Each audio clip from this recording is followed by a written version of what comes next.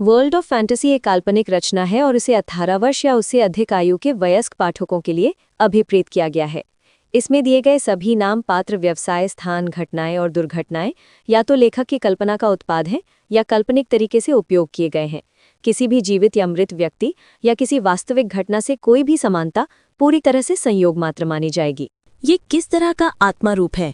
जब इस अप्रत्याशित खोज के बाद सब थोड़ा शांत हुए तो यूलिया ने आखिरकार पूछा, क्या इसका आत्माओं से कोई संबंध है? नहीं छोटी ईवा, आत्मा के रूप का आत्माओं से कोई संबंध नहीं है। ये एक अनोखी अवस्था है जिसे सभी प्राणी कुछ विशेष परिस्थितियों में प्राप्त कर सकते हैं और उस तत्व की समझ प्राप्त कर सकते हैं जिससे उनका विशेष संबंध है। मिलिका ने उत्तर दिया। आपने बहुत जोर से कहा कि सभी प्राणी इस अवस्था को प्राप्त कर सकते हैं। सियरा ने हल्की मुस्कान के साथ सुधार किया। मिलिका ने कहा, हर किसी के पास अवसर होता है, लेकिन इसके बावजूद केवल कुछ ही आत्मा रूप धारण कर पाते हैं। जैसा कि नुकीले कान वाले ने सही ढंग से बताया, तत्वों की गहरी समझ के अलावा प्रत्येक प्राणी के लिए एक विशेष आवश्यकता को पूरा करना आवश्यक है। ये पता लगाना बहुत मुश्किल हो सकता है कि वास्तव में क्या आवश्यक है। उदाहरण के लिए मुझे ही ले लीजिए। मुझे अपने अंधकार तत्व की अच्छी समझ है, लेकिन मुझे अभी भी ठीक से समझ नहीं आया है कि मुझे अपना आत्मिक रूप प्राप्त करने के लिए कौन सी ज़रूरतें पूरी करनी होंगी। सियरा ने आत्मिक रूप प्राप्त करने की प्रक्रिया के बारे में अपना दृष्टिकोण साझा किया। मिलिका ने सियरा को देखकर आंखें घुमाई और उसे नुकीले कान वाले कहा। मिलिका ने कहा, मेरी तरह कई लोग इस स्तर पर अटक जाते हैं। सियरा की तरह मिलिका को भी अपने बिजली तत्व की उच्च स्तर की समझ थी, लेकिन सियरा की तरह वो भी अभी तक ठीक से नहीं जानती थी कि आत्मा रूप धारण करने के लिए उसे क्या करने की आवश्यकता है। ईडान का वंश अग्नि के अल्फा से है, इसलिए यह आश्चर्य की बात नहीं है कि उसने अपना आत्मा रूप प्राप्त कर लिया। आश्चर्यजनक बात यह है कि उसने ये सब स्वर्ण श्रेणी का प्राणी होते हुए भी प्राप्त किया। मुझे याद नहीं कि अल्फा जाति में उसके जैसा कोई प्रतिभाशाली व्यक्ति था, जमीनिया ने सबका ध्यान आकर्षित करते हुए कहा। सब लोग आश्चर्य से जमीनिया को देख रहे थे। सियरा और मिलिका भी जो कुछ उन्होंने सुना उससे चकित थे। वर्तमान में जुनोनिया में कम से कम उनके लिम्बो में प्रवेश करने से पहले अल्फा जाति के अस्तित्व के बारे में बहुत कम लोग जानते थे। केवल उच्च लोक के प्रतिनिधियों के बीच ही इस रहस्यमयी जाति के बारे में अफवाहें और किंवदंतियां थीं, और उनका उल्लेख भी केवल पुरानी किताबों में ही मिलता था। जमीनिया के शब्दों से यह स्पष्ट हो गया कि वो स्वयं अल्फा जाति के सदस्यों से मिली थी और उन्हें देखा था। क्या तुम्हें अभी पता चला कि मैं कितनी अद्भुत हूँ? जमीनिया ने मुस्कुराते हुए पूछा, और सबने एक साथ सिर हिला दिया। ईडान ने जो कुछ भी हासिल किया है वो काफी हद तक उसके वंश के बदौलत है।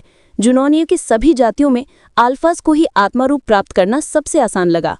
दर्शकों में सभी को ये बात पता थी और उन्हें ईडान से थोड़ी ईर्ष्या भी हुई, खासकर सियरा और मिलिका को, क्योंकि वे उच्च लोक के प्रतिनिधि होने के नाते लंबे समय से उनका आत्मिक रूप पाने की कोशिश कर रही थी। हालांकि आज तक उन्हें यही लग रहा था कि वे इस लक्ष्य को कभी हासिल नहीं कर पाएंगी। मुझे बताओ जमीनिया, क्या तुम्हारे पास आत्मा का रूप है? अरेबल ने उत्सुकता से पूछा। आप क्या सोचते हैं? जमीनिया ने मुस्कुराते हुए जवाब दिया। जाहिर है उसके पास एक आत्मा का रूप है। मिलिका ने कुछ आश्चर्यजनक रियलाइज करते हुए कहा। मैं अंदाजा लगा सकती हूँ, क्या ये पूरा निषिद्ध क्षेत्र ही तुम्हारा स्रोत है? सियरा भी आश्चर्यचकित थी और आश्चर्य से जमीनिया को देख रही थी। ठीक है, एक तरह से हाँ। मुझे लगता है कि तुम पहले ही अनुमान लगा चुकी हो कि मेरा आत्मरूप कैसा है, जमीनिया ने अपनी मुस्कान छिपाए बिना कहा। यूलिया और अरेबल को अभी भी समझ नहीं आ रहा था कि क्या हो रहा है। अरेबल ने बस जिज्ञासावश एक प्रश्न पूछा और पता चला कि जमीनिया एक आत्मा का रूप है। इससे सियरा और मिलिका को बहुत आश्चर्य हुआ और ऐसा लगता है कि उन्हें जमीनिया और निषिद्ध क्षेत्र से जुड़ी एक और अधिक अविश्वसनीय बात का एहसास हुआ। क्या तुम्हारे अंदर पागलपन की आत्मा का रूप है? मिलिका ने अभी भी शौक में पूछा। इस निषिद्ध क्षेत्र में पागलपन की ऊर्जा की उपस्थिति को समझाने का यही एक तरीका था। हाँ, मेरे अंदर पागलपन की आत्मा का रूप है, जमीनिया ने पुष्टि की। सब लोग आश्चर्य से जमीनिया को देखने लगे। कोई भी कुछ नहीं बोल पाया। शुरुआती झटके के बाद सियरा और मिलिका की आंखें और भी चमकने लगी जब उन्होंने अपनी नजरें जमीनिया की ओर घुमाई। वे सोच भी नहीं सकती थी कि उनके बगल में हमेशा कोई ना कोई ऐसा मौजूद है जिसने वो सब हासिल कर लिया है जिसकी उन्हें इतनी चाहत है, और उससे मूल्यवान सलाह और मार्गदर्शन पाने की उम्मीद उनके दिलों में अभी से जगने लगी है। एक मिनट रुको, यदि ये निषिद्ध क्षेत्र तुम्हारा स्रोत है और तुम आत्मा रूप धारण करते हो, तो क्या अन्य निषिद्ध क्षेत्र भी? मिलिका ने अपना अनुमान पूरा नहीं किया, लेकिन जब उसने जमीनिया के चेहरे पर मुस्कान देखी तो वो स्तब्ध रह गई। हाँ, तुमने सही अनुमान लगाया। एक को छोड़कर सभी निषिद्ध क्षेत्र अपने पर्यवेक्षक का स्रोत है, और सभी पर्यवेक्षक ऐसे प्राणी हैं जिनका अपना आत्मा रूप है। मिलिका ने जमीनिया के अनुमान की पुष्टि की। कीटों के स्वार्म की गुफाएं? मिलिका ने 9 निषिद्ध क्षेत्रों में से एक का नाम लेते हुए कांप उठी। ठीक है, चूंकि तुमने इसका अनुमान लगा लिया है तो मुझे लगता है कि इसे छिपाने का कोई मतलब नहीं है, और निषिद्ध क्षेत्रों का नाम पहले ही अपने तरीके से दिखाता है कि मुझ जैसे अन्य पर्यवेक्षकों में किस तरह का आत्मारूप है। जमीनिया ने सभी के शांत होने का इंतजार करते हुए आगे कहा, मृतकों के पर्यवेक्षक झील में मृत्यु का आत्मारूप है, पत्थरों की घाटी में पत्थरों का आत्मारूप है, बर्फ की गुफाओं में बर्फ का आत्मारूप है, बिजली की घाटी में बिजली का आत्मारूप है, नदी भूल भुलैया में पानी का आत्मारूप है, लावा की झील में ज्वाला का आत्मारूप है, पवन की चट्टानों में हवा का आत्मारूप है। जमीनिया ने कीटों के स्वार्म की गुफाओं को छोड़कर निषिद्ध क्षेत्रों के अन्य पर्यवेक्षकों के सभी आत्मारूपों के नाम बता दिए। कीटों के स्वार्म की गुफाओं की पर्यवेक्षक थोड़ी विशेष है, भले ही उसके पास आत्मा का रूप नहीं है। सेरा को अन्य 9 निषिद्ध क्षेत्रों में कोई विशेष रुचि नहीं थी, सिवाय इसके कि इन क्षेत्रों के पर्यवेक्षकों जैसे कि जमीनिया के पास अपना आत्मा रूप था। मिलिका बिजली की घाटी से मोहित थी। बिजली तत्व के निकट होने के कारण उसने पहले भी इस क्षेत्र को जीतने के कई प्रयास किए थे। हालांकि कई असफल प्रयासों के बाद जब वो मंदिर तक पहुंची लेकिन हरामा रक्षकों से हार गई तो उसने ये विचार छोड़ दिया। इसके बावजूद उसने अपने प्रयासों से बहुत कुछ हासिल किया, जिससे उससे अपने तत्व को बेहतर ढंग से समझने में मदद मिली। जब ये क्षेत्र बिजली तत्व को समझने के लिए उपयोगी नहीं रहा तो उसने इसे छोड़ने का निर्णय लिया। अरेबल को बर्फ की गुफाओं और लावा झील में भी रुचि थी। उसने सोचा, यदि ईडान अपने वंश पर नियंत्रण पाने के बाद अपना आत्मारूप प्राप्त करने में सक्षम था तो क्या मेरे लिए अपना आत्मारूप प्राप्त करने का कोई मौका है? बर्फ की आत्मारूप। ये कौन सी जगह है? अरेबेल ने पूछा जब वो और जेमिनिया अपनी बातचीत खत्म करने के बाद खुद को एक अनजान जगह पर पाया। जेमिनिया ने अपनी शक्ति का इस्तेमाल करके उन दोनों को मंदिर से बाहर इस रहस्यमयी जगह पर पहुंचा दिया। हम डोपलगैंगर फॉरेस्ट के बीचों बीच हैं, निषिद्ध क्षेत्र के केंद्र से ज्यादा दूर नहीं। मेरे पीछे आओ, जेमिनिया ने शांति से कहा और आगे बढ़ने लगी। अरेबेल ने इधर उधर देखा और उसके पीछे चल पड़ा। माहौल थोड़ा दमनकारी था, लेकिन जेमिनिया की मौजूदगी में अरेबेल को ज्यादा आत्मविश्वास महसूस हुआ। हैरानी की बात यह थी कि पागलपन की ऊर्जा की मौजूदगी का अब उस पर कोई असर नहीं था, जैसा कि डोपलगैंगर्स के जंगल में उनकी पहली यात्रा पर हुआ था। दूसरे आरोहण परीक्षण के बाद अरेबेल को एक बार फिर एहसास हुआ कि वो कितनी बदल गई थी। जल्दी उन्होंने खुद को एक परिचित इमारत के सामने पाया, जो कि परफेक्ट डोपलगैंगर्स की भीड़ से बनी हुई थी। जब जमीनिया और अरेबेल इमारत के सामने आए तो इमारत थोड़ा हिली, मानो उनका स्वागत कर रही हो, और फिर दरवाज़ा स्वतः ही खुल गया और उन्हें अंदर बुला लिया। अंदर पहुंचते ही अरेबेल को पहले की तरह लगा जैसे बहुत सी निगाहें उस पर टिकी हैं। उसे इसकी उम्मीद थी और उसे कोई खास हैरानी नहीं हुई। बिना समय गवाए वो जमीनिया के पीछे पीछे एक कमरे में चली गई। अंदर आओ, जमीनिया ने अरेबेल को एक छोटे से कमरे में बुलाया। अंदर एक पलंग, एक मेज और एक कुर्सी के अलावा कुछ नहीं था। अगले कुछ दिनों में ये कमरा आपका दूसरा घर बन जाएगा। दिन? अरेबेल ने पूछा। उसे यकीन नहीं था कि उसने सही सुना है या नहीं। हाँ, दिन अरेबेल, दिन, जमीनिया ने पुष्टि की। फिर अपने हाथ की एक लहर के साथ उसने 2 कुर्सियां खींची और उन्हें कमरे के केंद्र में रख दिया। चलो बैठते हैं, जमीनिया ने कुर्सियों की ओर इशारा करते हुए सुझाव दिया। उसने एक कुर्सी ले ली और दूसरी पर अरेबेल उसके सामने बैठ गई। मुझे पता है कि लिम्बो में समय जुनोनिया और आपकी दुनिया की तुलना में धीरे धीरे बीतता है, और जैसा कि उसने कहा, ईदान कुछ दिनों में वापस आ जाएगा। लेकिन लिम्बो में केवल 1 या 2 दिन ही हैं, जो आपकी मदद करने के लिए बहुत कम है। जमीनिया ने अपनी राय साझा की। इसलिए अपनी शक्ति और लिम्बो से संबंध का उपयोग करके मैं कमरे के अंदर समय को उलट रहा हूँ। अरे, समय को उलटने का मतलब है कि मैं 1 दिन के बजाय अधिक दिनों तक यहाँ रहूंगा? जमीनिया की बातों से आश्चर्यचकित होकर अरेबेल ने पूछा। हाँ, 1 या 2 दिन के बजाय आपके पास लगभग 10 दिन होंगे।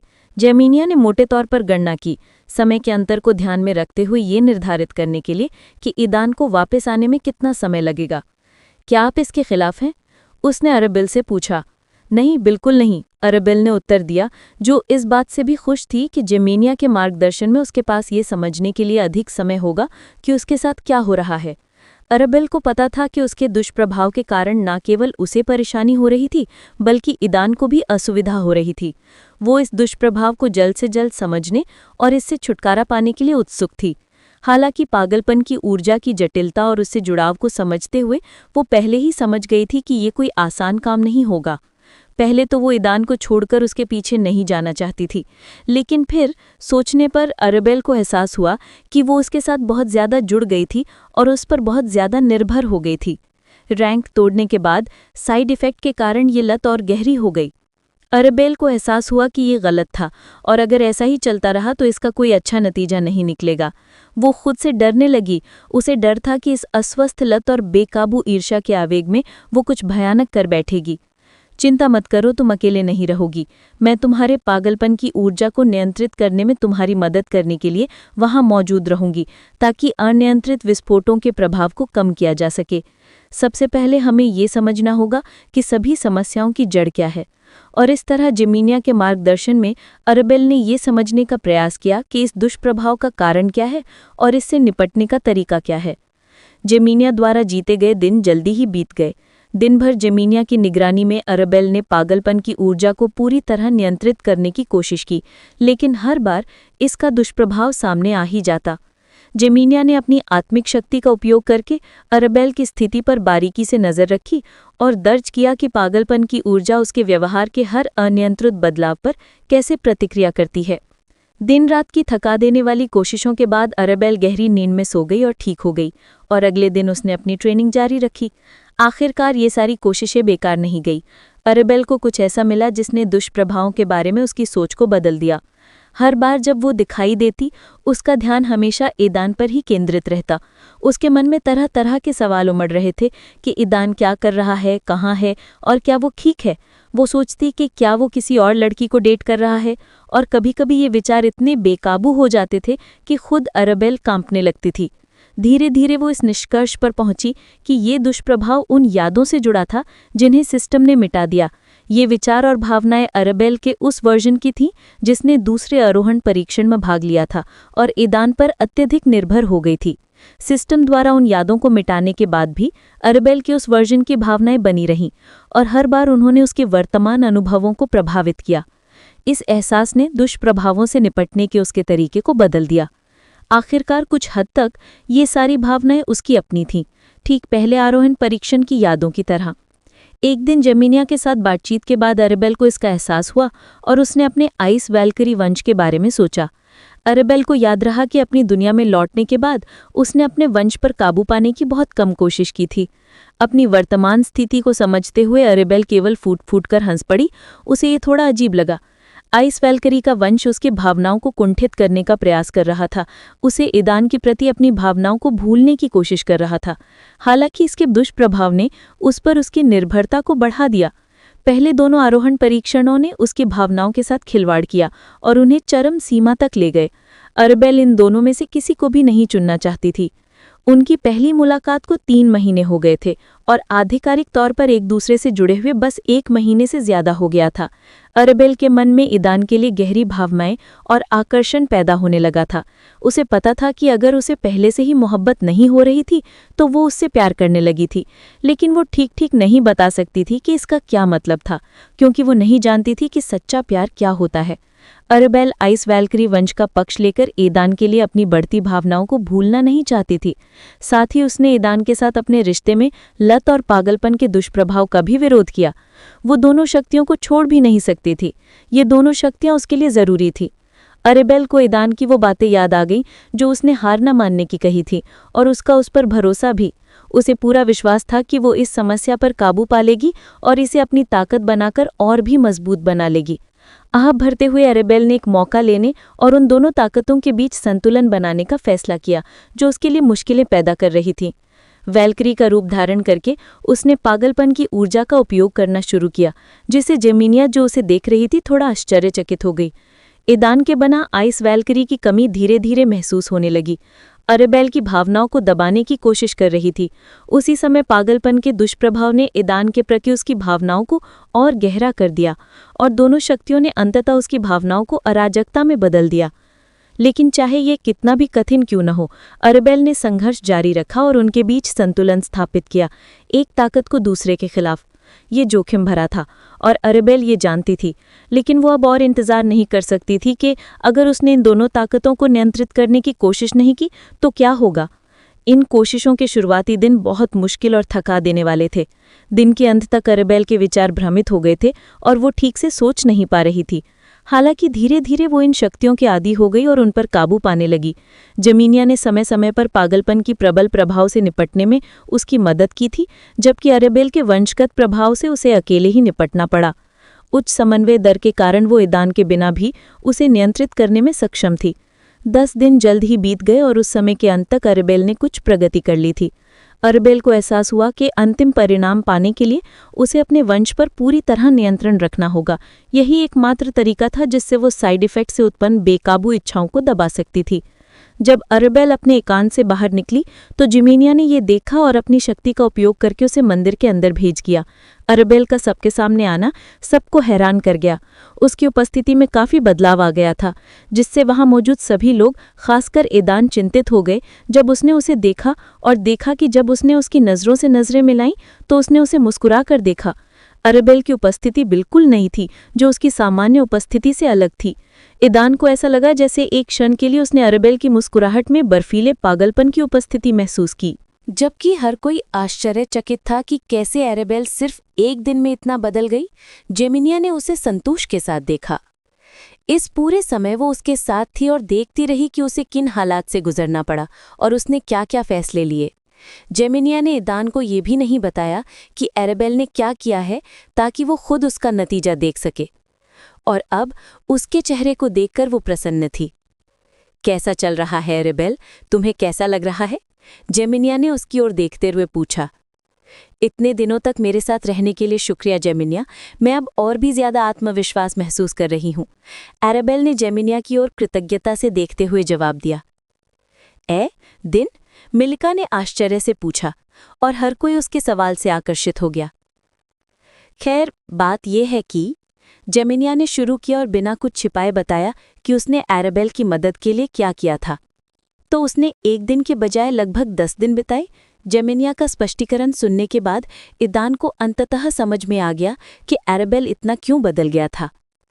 मैंने नहीं सोचा था कि तुम में इतनी शक्ति है, समय का प्रवाह बदल दो, मिल्का ने आश्चर्य से कहा।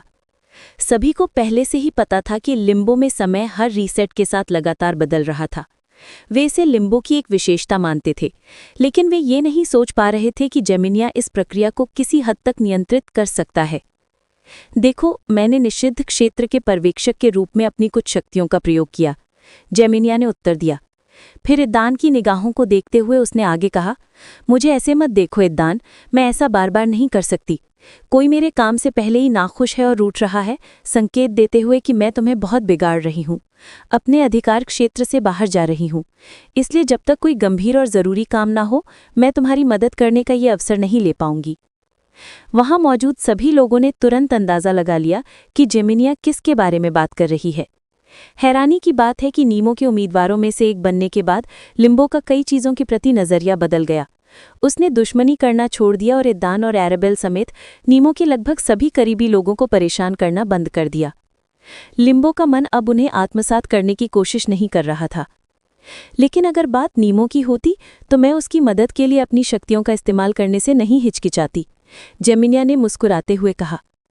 ये सब तुम्हारी पृष्ठभूमि का मामला है ईदान और अरेबेल। इस बात से कि मैंने लिम्बो से जुड़ी शक्ति का इस्तेमाल करके अरेबेल की मदद की, लिम्बो के दिमाग को पसंद नहीं आई और उसने ये साफ कर दिया कि वो भविष्य में मुझे ऐसा कोई मौका नहीं देगा। हालांकि लिम्बो के दिमाग ने तुम दोनों पर हमला करना बंद कर दिया है, फिर भी वो अभी भी एक छोटे बच्चे की तरह नाराज है। ये तथ्य कि इसने हमारा शिकार करना बंद कर दिया है एक बड़ी सफलता है, ईदान ने कहा। फिर उसने अपनी नज़रें वापस अरेबेल की ओर घुमा ली। अरेबेल का रूप ज्यादा नहीं बदला था, वो पहले जैसे ही खूबसूरत लग रही थी। अब उसने भूत का मुखौटा नहीं पहना था और वो अपने असली रूप में उसके सामने आ गई थी, लंबे लाल बालों और नीली आंखों के साथ। उसकी दाईं आंख अपनी सामान्य स्थिति में लौट आई और उसके बाल भी। हालांकि उसकी आंतरिक स्थिति में काफी बदलाव आए हैं।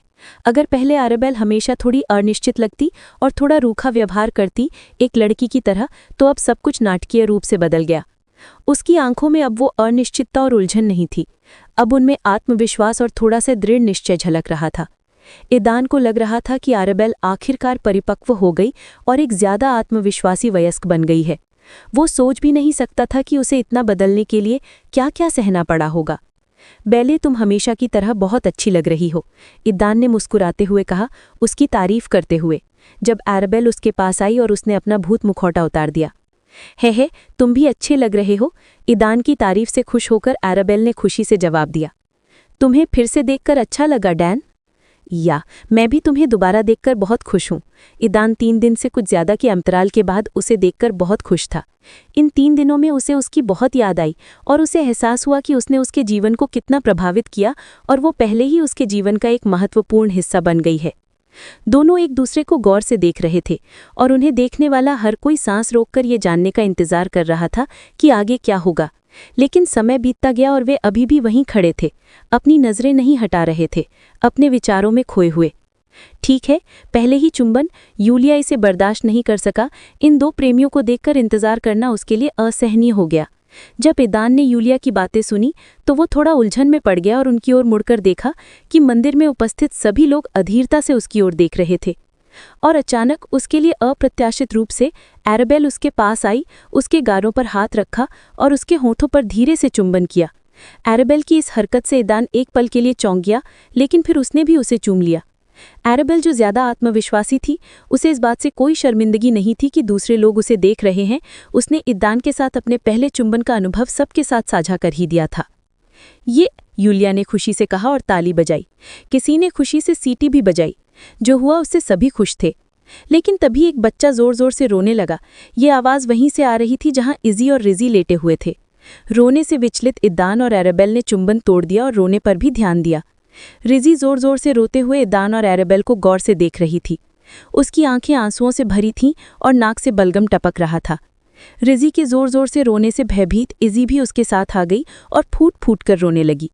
मिलिका और यूलिया ने ये देखा तो वे वहां आना चाहती थीं, लेकिन उनके पास समय नहीं था क्योंकि सिएरा कहीं से भी प्रकट होकर पहले ही पालने के पास आ गई थी और उसने इजी को उठा लिया। अच्छा, रो मत इजी, सिएरा ने नरम और देखभाल करने वाली आवाज में कहा, जो हर किसी के लिए असामान्य था। रिजी को उठाकर नानी कठपुतली ने सुरुचिपूर्ण और शांति से ईदान से संपर्क किया।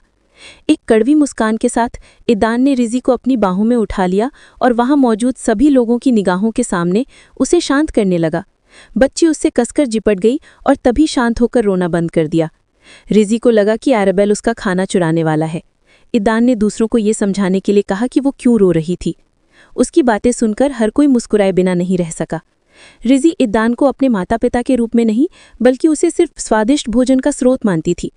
जब उसने उस जोड़े को चुंबन करते देखा तो वो रो पड़ी, ये सोचकर कि आरबेल उसका ये स्वादिष्ट भोजन चुराने जा रही है। रिजी को शांत करने के बाद ईदान ने उसे दूसरे तारे के अंदर वापस भेज दिया। फिर उसने चिंता से आरबेल की तरफ देखा। उसे डर था कि कहीं उसका दुष्प्रभाव फिर से न दिखने लगे, लेकिन वो हैरान हुआ जब आरबेल उसे मुस्कुराते हुए देख रही थी। क्या? उसने हल्की सी मुस्कान के साथ पूछा। क्या तुम्हें लगा कि मैं फिर से पागल हो रही हूँ? ईदान ने हाँ में सिर हिलाया। अरे, इंतजार नहीं हो रहा, ऐसी छोटी छोटी बातें अब मुझ पर कोई असर नहीं करती, आरबेल ने जवाब दिया। मत सोचो कि मैंने 10 दिन बर्बाद कर दिए, मैं अब पहले जैसी नहीं रही। ऐसा कहकर उसने अपनी पीठ सीधी की और घर से अपना सिर उठाकर ईदान की ओर देखा। उसने एक क्षण के लिए अपनी आंखें बंद की, लेकिन इससे पहले कि वो उन्हें खोल पाती, उसे अचानक गले लगा लिया गया और चुंबन कर लिया गया।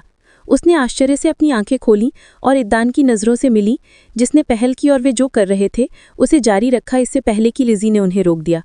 आरबेल का आत्मविश्वास और ठंडापन तुरंत गायब हो गया और उसके चेहरे पर शर्मिंदगी दिखाई दी। ये देखकर ईदान बहुत खुश हुआ।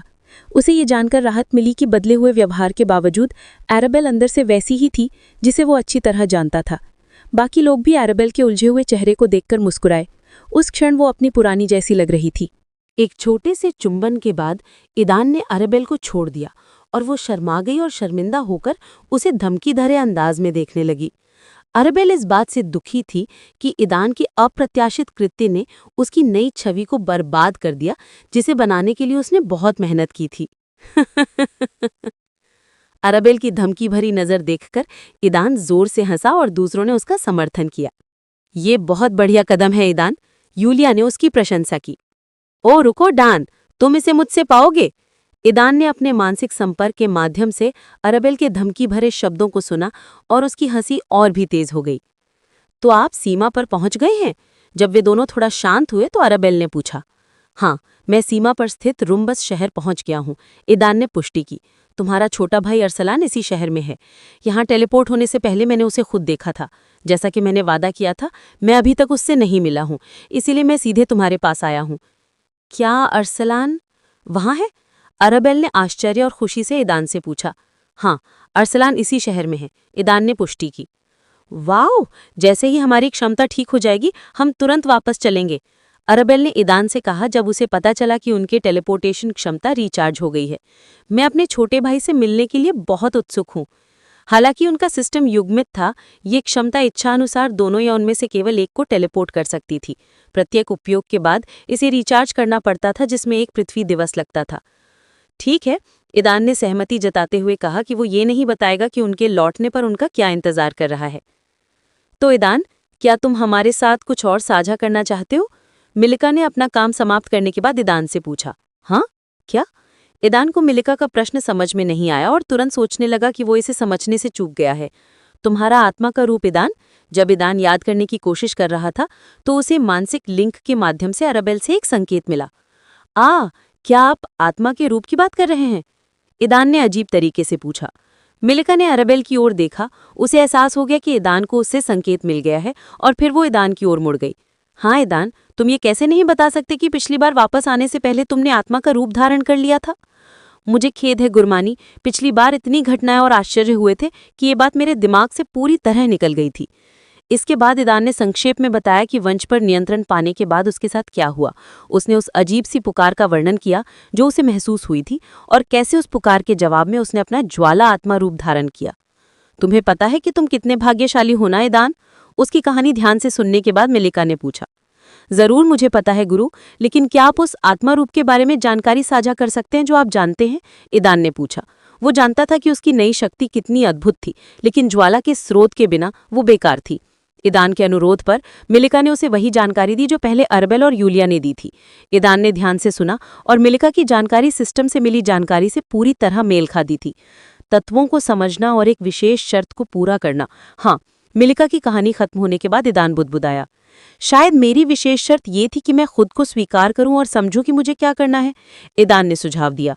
दरअसल स्वर्गारोहण परीक्षण के दौरान अपने पूर्व स्वरूप को यादों को महसूस करने और ये समझने के बाद ही कि उसे क्या करना है, वो अपने वंश पर नियंत्रण पाने में सक्षम हुआ और तुरंत आत्मा का रूप धारण कर लिया।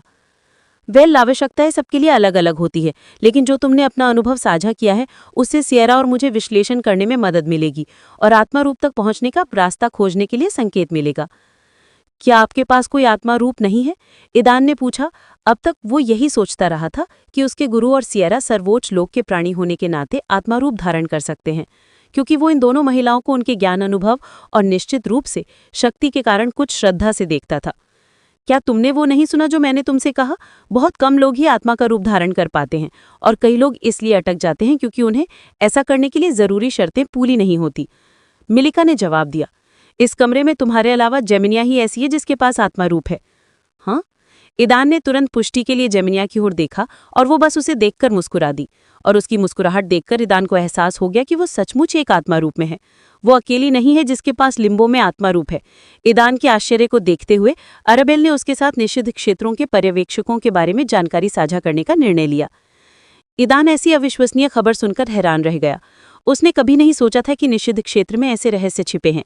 क्या पूरा जंगल ही आपका स्रोत है? अभी भी इस पर विश्वास नहीं करते हुए ईदान ने जेमिनिया की ओर मुड़ा। जंगल स्वयं नहीं, लेकिन वो स्रोत जो इस निषिद्ध क्षेत्र से जुड़ा है मेरा स्रोत है। पागलपन की ऊर्जा। पिछली बार मिलिका की तरह ईदान तुरंत समझ गया कि जेमिनिया किस स्रोत की बात कर रही थी। बिल्कुल, जेमिनिया ने पुष्टि की। हम जानते हैं कि स्रोत कितना महत्वपूर्ण है और हम समझते हैं कि आपके पास ये स्रोत नहीं है ईदान, लेकिन चिंता मत करो, तुम्हारे जाने से पहले हम तुम्हारे लिए कुछ संसाधन जुटाएंगे जो आग के स्रोत के रूप में काम आ सकते हैं। इससे तुम कुछ समय के लिए अपने ज्वाला आत्मा रूप का उपयोग कर सकोगे, मिलिका ने कहा, यह समझते हुए कि यद्यपि उसके शिष्य ने अविश्वसनीय चीजें हासिल की थी, लेकिन स्रोत के बिना उसका आत्मा रूप बेकार होगा। धन्यवाद गुरुमानी, ईदान ने कृतज्ञतापूर्वक कहा और फिर दूसरों की ओर देखते हुए उसने कहा, आप सभी का धन्यवाद। इस समय ईदान, तुम अपने आत्मा रूप का उपयोग केवल आग की उच्च सांद्रता वाले स्थानों पर ही कर सकते हो, अन्यथा उसका उपयोग मत करना। इजी को अपनी बाहों में पकड़े हुए सियरा ने अंत में चेतावनी के साथ बातचीत में हस्तक्षेप किया। मुझे पता है, लेकिन फिर भी चेतावनी के लिए धन्यवाद सियरा, ईदान ने उत्तर दिया। अब जबकि हमें पक्का पता चल गया है कि ईदान ने आत्मा का रूप धारण कर लिया है, तो हम पक्के तौर पर कह सकते हैं कि हमें निम्मों पर विजय पाने के लिए किन दो निषिद्ध क्षेत्रों पर विचार करना चाहिए। मिलिका ने सियरा की ओर देखा, वो भी मुस्कुराई और उसकी आंखों में भी वही विचार झलक रहा था। लावा झील और यूलालिया ने पूछा। यद्यपि उसने बातचीत में हिस्सा नहीं लिया था, लेकिन फिर भी वो ये पता लगाने में कामयाब रही कि मिलिका और सियरा ने कौन सा निषिद्ध क्षेत्र चुना था। हालांकि उसे दूसरे निषिद्ध क्षेत्र के बारे में कुछ पता नहीं था। बर्फ की गुफाएं? अराबेल ने अनिश्चितता से पूछा और जवाब में उसे मुस्कुराहट मिली।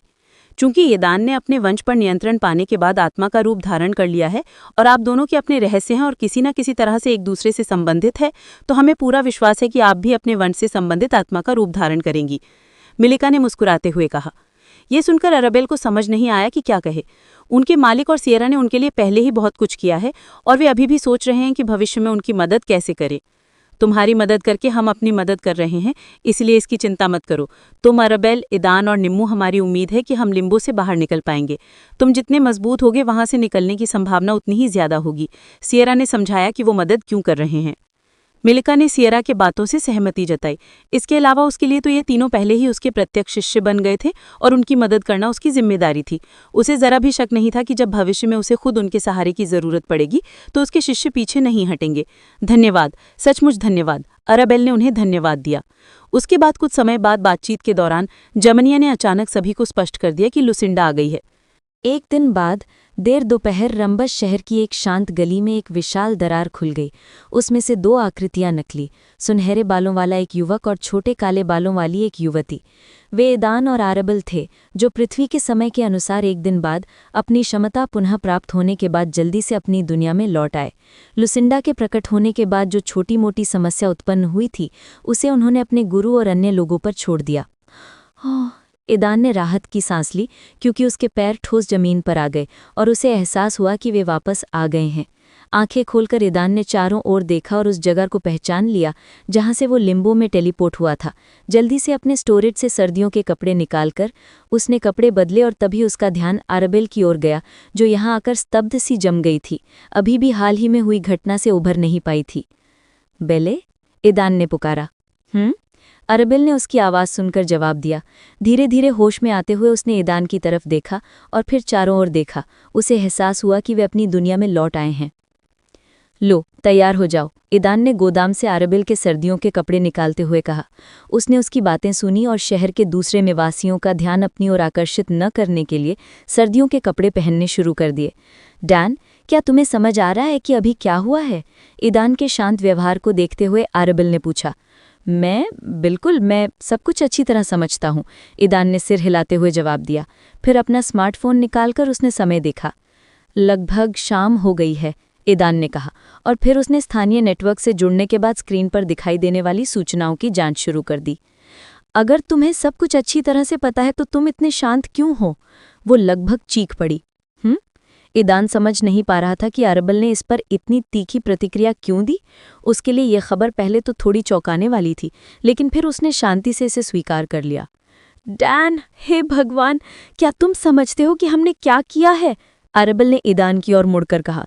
अरे शांत हो जाओ बेले, वे शायद हमारी आवाज़ सुन लेंगे, ईदान ने अराबेल की अचानक चीख सुनकर चौंकते हुए कहा।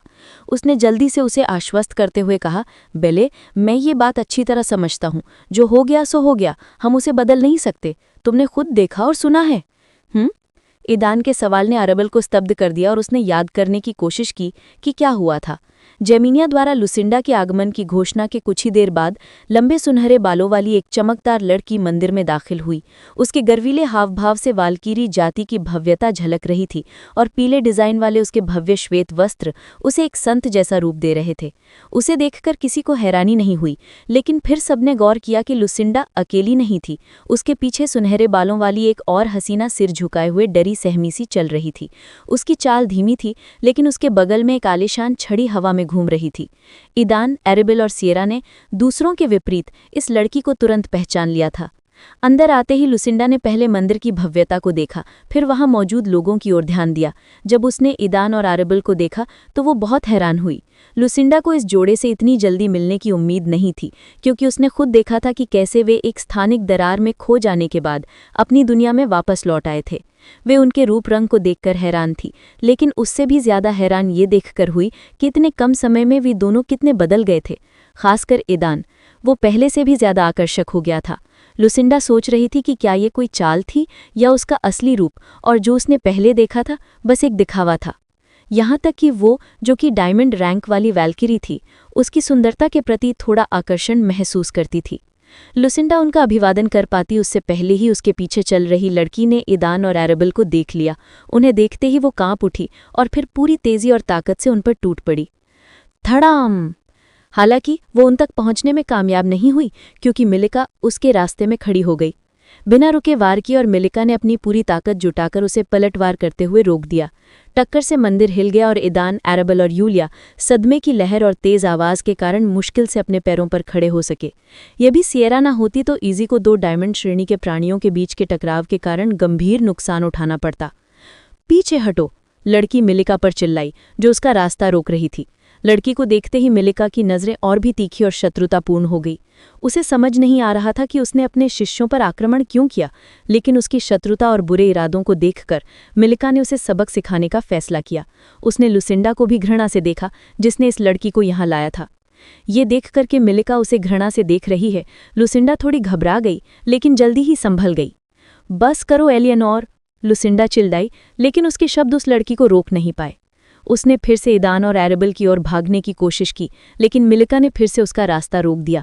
इस बार उसने कोई दया नहीं दिखाई और अपनी पूरी गति और ताकत से उस लड़की के चेहरे पर वार किया। हालांकि उसे आश्चर्य हुआ कि रास्ते में एक छड़ी आ गई, जिसने उसके हमले को रोक दिया। धड़ाम! एक और झटके ने मंदिर को हिला दिया, जिससे वो कांप उठा। सुनहरे बालों वाली लड़की, जो छड़ी की लाठी और मिलिका की टक्कर के बाद एक तरफ गिर गई थी, ये देखकर मुस्कुराई, लेकिन इससे पहले कि वो ईदान और आरेबल के पास वापस पहुंच पाती, एक जोरदार वार उसके सिर में लगा। आउच! वो चिल्लाई।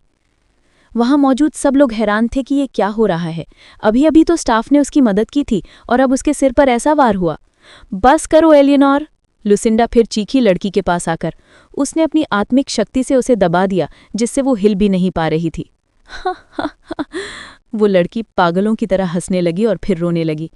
ये तुम हो, ये सब तुम्हारी वजह से हुआ है, वो चिल्लाई और रोई। लुसिंडा उसे देखते हुए आह भरती, फिर दूसरों की ओर मुड़कर उनकी उलझन देखकर उसने समझाने का निश्चय किया। ये स्टाफ हीरो है एलियनोर, लुसिंडा ने कहा, जिसे सुनकर मिलिका बहुत आश्चर्यचकित हो गई। कुछ ही पल पहले एलियनोर का नाम 2 बार सुनने के बाद वे याद करने की कोशिश कर रही थी कि उसने ये नाम पहले कहाँ सुना था। एक पल के लिए उसके मन में स्टाफ हीरो की छवि उभरी, लेकिन उसने तुरंत इस विचार को खारिज कर दिया, क्योंकि उसे यकीन था कि हीरो कोई महिला नहीं बल्कि एक पुरुष है।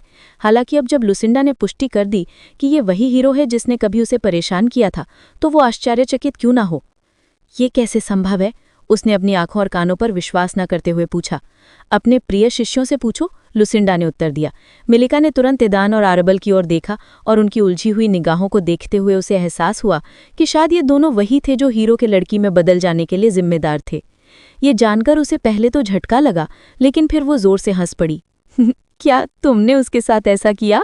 हंसना बंद करने के बाद उसने यकीन करने के लिए पूछा। ईदान और आरेबल ने सिर हिला दिया और वो फिर हंस पड़ी। लुसिंडा ने हंसती हुई मिलिका को झुंझलाकर अपनी अप्रसन्न नज़र उन जोड़े पर डाली। तुम्हें पता भी है कि तुमने क्या किया है? उसने पूछा। ईदान और आरेबल ने कोई जवाब नहीं दिया, बस अविश्वास से उन्हें देखते रहे। वे सब जानते थे कि क्या हुआ था, और लुसिंडा जो वहां खुद मौजूद थी। जब दंपति ये समझने की कोशिश कर रहे थे कि लुसिंडा का क्या मतलब है, तो उसने अगला शब्द बोला, जिससे मंदिर में सन्नाटा छा गया।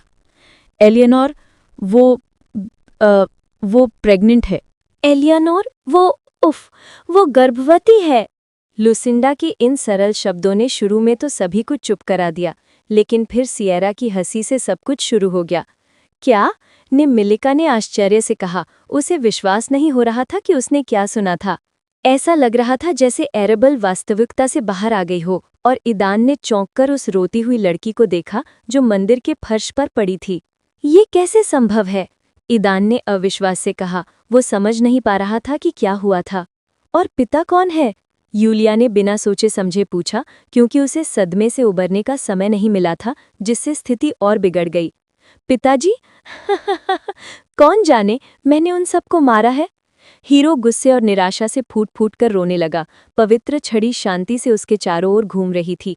मिलिका और जेमिनिया को इस बात का कोई अंदाजा नहीं था कि ईदान और एरेबल ने हीरो को महिला में बदलने के लिए क्या किया था, लेकिन अब लुसिंडा के शब्दों ने उन्हें और भी अधिक आश्चर्यचकित और भ्रमित कर दिया।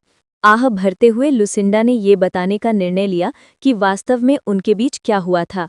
जितनी देर वे सुनते रहे, उतना ही ज्यादा हैरान, डरे हुए और अविश्वासी होते गए। ईदान को थोड़ा अजीब लगा और एरेबल मानो वास्तविकता से भटक गई हो, अपने आसपास क्या हो रहा है इससे बेखबर अपने ही ख्यालों में खोई हुई थी। इन दोनों ने न सिर्फ हीरो से एरेबल को दी गई धमकी का बदला लिया, बल्कि उसे सबसे क्रूरतम सजा भी दी। हीरो के लिए सौभाग्य या दुर्भाग्य, इस जोड़े द्वारा निकाले गए अजीबोगरीब औषधि का असर स्थायी हो गया, जिसने उसे हमेशा के लिए पुरुष से स्त्री में बदल दिया। इस बात का एहसास और ये तथ्य कि उनके पास इतनी खतरनाक औषधि है, मिलिका को बहुत डर लग रहा था। जेमिनिया बस मुस्कुरा रही थी, उसे सब कुछ मजेदार लग रहा था। और इसलिए जब दंपत्ति ने सोचा कि उनका बदला पूरा हो गया है, तो लुसिंडा ने उन्हें अप्रत्याशित समाचार सुनाया। उनके कार्यों के परिणामस्वरूप हीरो गर्भवती हो गई। इससे अधिक बेतुका क्या हो सकता है। स्टाफ हीरो, लुडेलिया महाद्वीप का एक प्रसिद्ध व्यक्ति जो कई महिलाओं का सपना था, एक महिला में बदल गया और इसके अलावा वो गर्भवती भी हो गई।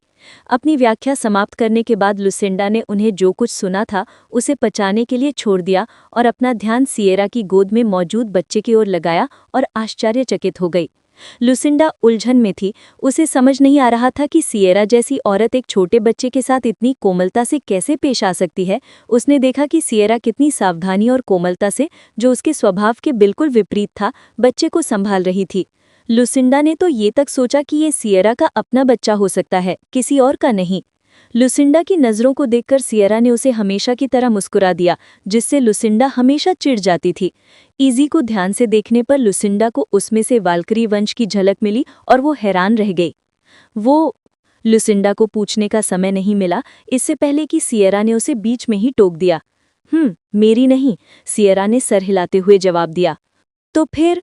लुसिंडा ने अपनी नज़रें एरेबल की ओर घुमा ली। वो नहीं, सिएरा ने फिर सर हिलाया। यदि बच्चे के माता पिता यहाँ नहीं हैं, तो वो कौन है और ये बच्चा लिम्बो में कैसे पहुंचा?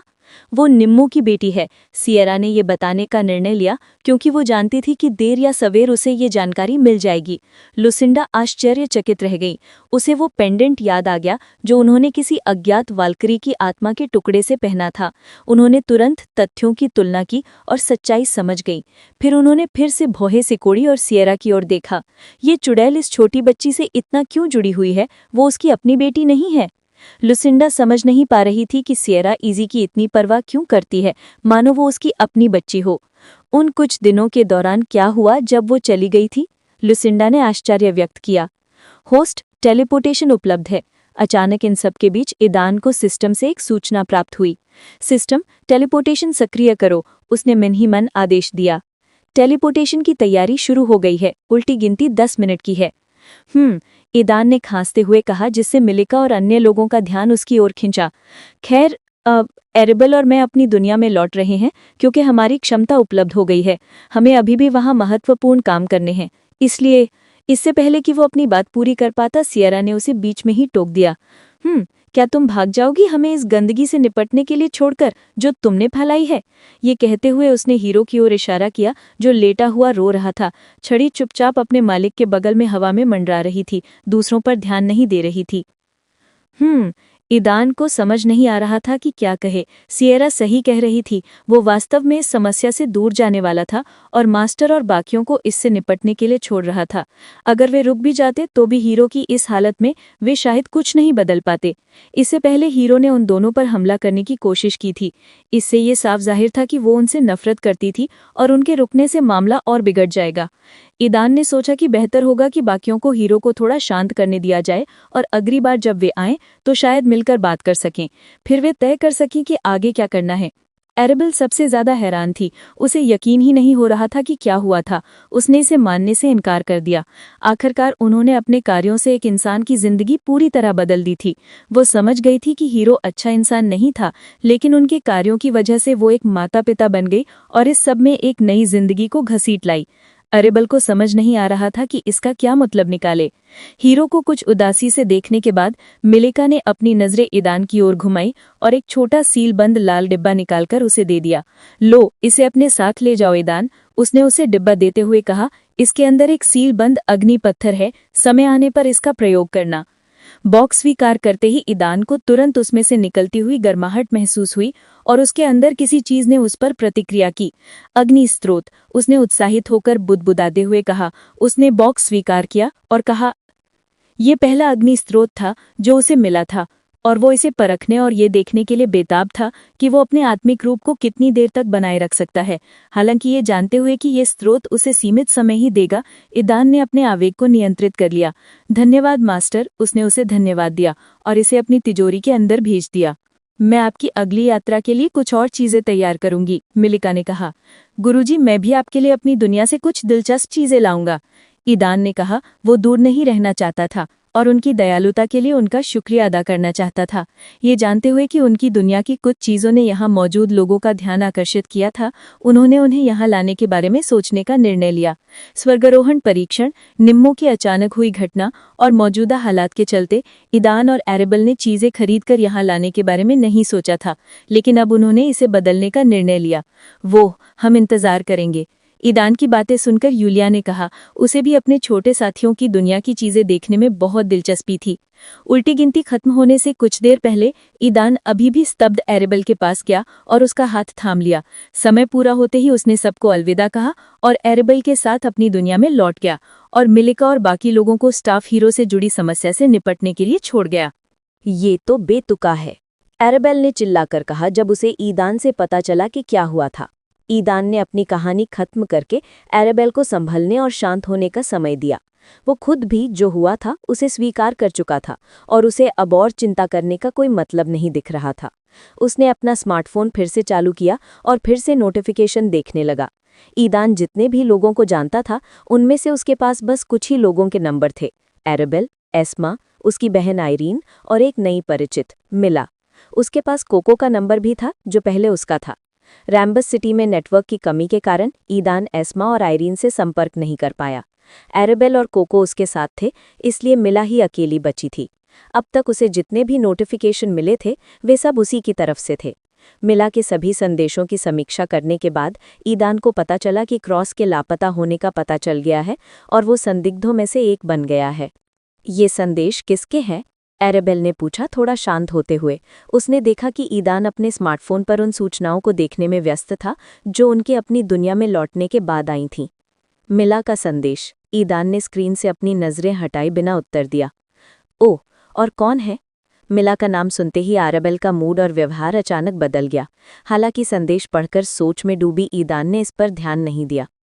ये एक जागृत लड़की है जिससे नेड और मैं शहर के पास मिले थे। उसने हमें शहर में घूमने और नेड को जागृत संघ में एक जागृत व्यक्ति के रूप में पंजीकृत कराने में मदद की, ईदान ने बिना कुछ छिपाए कहा। अरे हाँ, मैं बताना ही भूल गया, वो डिफेंडर्स गिल्ड की भी सदस्य है जो तुम्हारे भाई अरसलान का है। उसी के जरिए मैंने तुम्हारे भाई से कल के लिए अपॉइंटमेंट लिया था।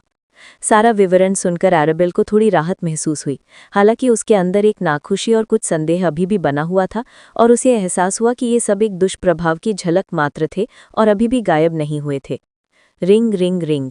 अचानक ईदान के हाथ में रखे स्मार्टफोन की घंटी बजी। एरेबेल ने ये देखकर अपनी आंखें सिकोड़ लीं और उसके कान खड़े हो गए। उसी क्षण उसे अपने दाहिने कंधे पर एक भार सा महसूस हुआ और वो मुड़कर उस नन्हे लोमड़ी के बच्चे की आंखों से मिली जो अपने पंजों में तस्वीरें पकड़े हुए था और उन्हें पकड़े हुए एरेबेल की ओर उम्मीद भरी निगाहों से देख रहा था। Hello, ethyne. जैसे ही ईदान ने स्क्रीन पर कॉल स्वीकृति आइकॉन स्वाइप किया, मिला की आवाज़ गूंजी। आखिरकार मैंने आपको कॉल करने की कोशिश की लेकिन आपका नंबर उपलब्ध नहीं था। क्या आप ठीक है? ईदान की आवाज़ सुनकर मिला पहले तो खुश हुई लेकिन फिर चिंतित हो गई। हम ठीक है मिला, आपकी चिंता के लिए शुक्रिया। हम व्यस्त थे और मेरा स्मार्टफोन बंद था इसलिए मैं ऑनलाइन नहीं था, ईदान ने अपना सिर उठाकर एरेबेल की ओर मुड़ते हुए कहा। लेकिन जो कुछ उसने देखा उसे देखकर वो तुरंत स्तब्ध रह गया। एराबेल ने चेहरे पर गंभीर भाव लिए तस्वीरों का अध्ययन पूर्वक किया, जिन्हें कोको ने अचानक प्रकट किया और अपने बैग से एक-एक करके निकाला। ईदान का दिल तेजी से धड़कने लगा और उसके शरीर में रोंगटे खड़े हो गए। बड़ी मुश्किल से निगलते हुए उसने कोको की तरफ देखा और दुआ की कि वो बदमाश होटल में खींची गई उसकी तस्वीर ना दिखाए और एराबेल के साथ गलतफहमी पैदा न करे। एथिन, मिला ने पुकारा। हाँ, क्या? ईदान ने पूछा। उसकी आंखों के सामने अचानक आई छवि के कारण वो उसकी बात सुन नहीं पाया। मैंने कहा था कि सेना और एसोसिएशन आपको और नेड को ढूंढ रहे हैं, मिला ने दोहराया। हाँ, क्यों? उसने आश्चर्य से कहा और ऐसा प्रखावन किया जैसे उससे ऐसी खबर सुनने की उम्मीद नहीं थी। ओ, मिला ने आह भरी। क्रॉस गायब है। ईदान ने अपनी भौहें सिकोड़ ली, हालांकि उसे पता था कि वो बस एक भूमिका निभा रहा है, लेकिन ज्यादा विश्वसनीय होने के लिए उसने उस इमेज का अभ्यस्त होने की कोशिश की। मुझे लगता है क्योंकि हमारे बीच झगड़ा हुआ था, तो क्या हमें उसके लापता होने का संदेह है? ईदान ने थोड़ी देर रुककर पूछा। हाँ, मिला ने पुष्टि की। सेना क्रॉस को जानती है और उसकी प्रतिष्ठा अच्छी नहीं है। उन्होंने उसके लापता होने पर ध्यान नहीं दिया होता, लेकिन अछूत संघ के नेता ने संघ से क्रॉस की खोज में मदद करने का अनुरोध किया। संघ ने बदले में शहर में मौजूद सभी संघों और सेना से अपील की। यही उन्हें क्रॉस के तुम्हारे और नेड के साथ झगड़े के बारे में पता चला। मिला के बात सुनकर ईदान को कोई आश्चर्य नहीं हुआ। उसे पहले से ही अंदाजा था कि ऐसा कुछ हो सकता है, इसलिए वो एराबेल के पीछे जाने से पहले शहर में 1-2 दिन और बिताना चाहता था। लेकिन जब ईदान ने अरसलान को किसी और लड़के के साथ देखा तो उसने अपनी योजना बदलने का फैसला किया और यही नतीजा निकला। जब सभी इच्छुक पक्ष आपसे और नेड से मिलना और आपसे पूछताछ करना चाहते थे तो कोई भी आपको ढूंढ नहीं सका। ना तो आप होटल में थे और ना ही शहर में। इससे अछूत संघ के नेता का संदेह और बढ़ गया है कि आप क्रॉस के लापता होने के लिए जिम्मेदार हैं और इसीलिए आप छिपे हुए हैं। ईदान को इसकी कोई चिंता नहीं थी। उसे यकीन था कि उसने कोई निशान या सुराग नहीं छोड़ा था। शहर के बाहर हुए झगड़े के अलावा उसका और नेड का क्रॉस से कोई लेना देना नहीं था और ये क्रॉस के गायब होने में उनके अपराध का सबूत नहीं था। हाँ, कोई मकसद जरूर था, लेकिन कोई सबूत नहीं है। अगर ये पुरानी दुनिया होती तो शायद पुलिस उन्हें पूछताछ के लिए हिरासत में ले सकती थी, लेकिन अब ये उनकी पुरानी दुनिया नहीं रही और वो और नेड किसी साधारण परिवार के साधारण लोग नहीं थे। उन्हें होश आ गया था और बिना किसी ठोस सबूत के शायद ही कोई उनके खिलाफ कुछ कर पाता। इसके बारे में सोचते हुए ईदान अंदर से किसी कारण से चाहता था कि कोई उन पर संदेह करे और शायद उनके खिलाफ कोई कार्यवाही करे जिससे उसे बदला लेने का कारण मिल जाए। एथिन, मिला ने पुकारा और जब ईदान ने उसकी आवाज सुनी तो उसने तुरंत उसकी अनिश्चितता को भांप लिया जो उसकी हिचकिचाहट को प्रकट कर रही थी। हाँ, मैं यहाँ हूँ, पूछो, ईदान ने शांति से उत्तर दिया। तुम और नेड इसमें शामिल तो नहीं हो ना, क्रॉस के गायब होने के बारे में? मिला ने आखिरकार अपने विचारों को समेटते हुए पूछा। बिल्कुल नहीं, ईदान ने आत्मविश्वास से झूठ बोला। उसे कोई शर्म या विवेक महसूस नहीं हुआ। ओह, ईदान के आत्मविश्वास और दृढ़ शब्दों को सुनकर मिला ने राहत की सांस ली। उसने इस पर विश्वास कर लिया। जागृत संघ की शाखा में आ जाओ, मैं वहां तुम दोनों का इंतजार करूंगी। मैं नेताजी को भी तुम्हारे आने की सूचना दूंगी। हमें तुम दोनों पर लगाए गए संदेह और आरोपों को जल्द से जल्द दूर करना होगा। ठीक है, हम जल्द ही वहां पहुंच जाएंगे, ईदान ने सहमति जताई। ठीक है, तो मैं तुमसे वहीं मिलूंगी। अलविदा, मिला ने अलविदा कहा और बातचीत खत्म कर दी। जैसे ही बातचीत खत्म हुई, ईदान ने अपना स्मार्टफोन नीचे कर दिया, लेकिन उसकी निगाहें एराबेल पर टिकी हुई थीं, जो सीधे उसकी आंखों में देख रही थी। तो ये है मिला? एराबेल ने पूछा। कोको की तस्वीरें देखने के बावजूद उसने ईदान और मिला की बातचीत ध्यान से सुनी और एक भी शब्द नहीं छोड़ा। हाँ, ये वही है, ईदान ने पुष्टि की। लगता है वो तुम्हारे बारे में बहुत चिंतित है, एराबेल ने कहा और उसकी बातें ईदान को परेशान करने लगी। उसकी शांति उसे संदिग्ध लगी। उसे समझ नहीं आ रहा था कि उसे बेचैनी क्यों हो रही है। अगर एराबेल ने हिंसक प्रतिक्रिया दी होती तो ईदान को ज्यादा शांति मिलती या इसी तरह का कुछ। लेकिन एराबेल जिस तरह से व्यवहार कर रही थी वो तूफान से पहले की शांति जैसा लग रहा था।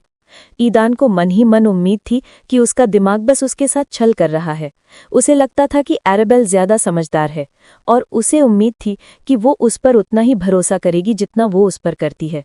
तो क्राउस के साथ क्या कहानी है? एराबेल ने ईदान को गौर से देखते हुए पूछा। आह भरते हुए ईदान ने उसे शहर आने के बाद से अपने साथ हुई हर घटना बताने का फैसला किया। उसने क्रॉस से हुई मुलाकात और उस संघर्ष के बारे में बताया जिसमें वो खुद फंस गया था। वुप वुप वुप, कोको ने अरेबेल के कंधे पर बैठते हुए म्याऊं की। ऐसा लग रहा था जैसे वो ईदान की रक्षा करने की कोशिश कर रही थी। ये स्पष्ट कर रही थी कि उसने उसके अनुरोध पर हस्तक्षेप किया था। अरेबेल ने बस मुस्कुराया और लोमड़ी के बच्चे को सहलाया, उसे दोष नहीं दिया। ये देखकर के मालकिन नाराज नहीं थी, कोको बहुत खुश हुआ और उसने खुशी खुशी उनका स्नेह स्वीकार कर लिया। तुमने क्या कहा? अरेबेल चिल्लाई जब उसने सुना कि जानवरों को बचाते समय ईदान पर हमला हुआ है। उसकी शांति मानो गायब हो गई और उसका मूड अचानक गुस्से में बदल गया। ईदान ने सिर हिलाया, ये समझते हुए कि उसकी कहानी अरेबेल के लिए नकारात्मक परिणाम ला सकती है। हालांकि इसके बावजूद उसने अरेबेल के सवाल का जवाब देने की कोशिश करते हुए वही दोहराया जो उसने पहले ही कहा था। ईदान समझ गया था कि जानकारी छिपाने से उनका एक दूसरे पर भरोसा कमजोर हो सकता है, इसलिए तमाम मुश्किलों के बावजूद उसने उन्हें बताने का फैसला किया। ईदान की बात सुनकर अरेबेल के अंदर नफरत और गुस्से की ज्वाला भड़क उठी। वो उन लोगों के प्रति गुस्से से भर गई जिन्होंने ईदान पर हमला करने की हिम्मत की, खासकर क्रॉस पर। उन्होंने उसके साथ ऐसा करने की हिम्मत कैसे की? वो मन ही मन गुर्राई, लेकिन अपने चेहरे पर अपनी भावनाएं जाहिर नहीं कर पाई। अरेबेल को देखकर ईदान को अंदाजा भी नहीं होता कि उसके अंदर एक ज्वालामुखी धधक रहा है जो किसी भी पल फटने को तैयार है अगर उसकी आंखें ना होती।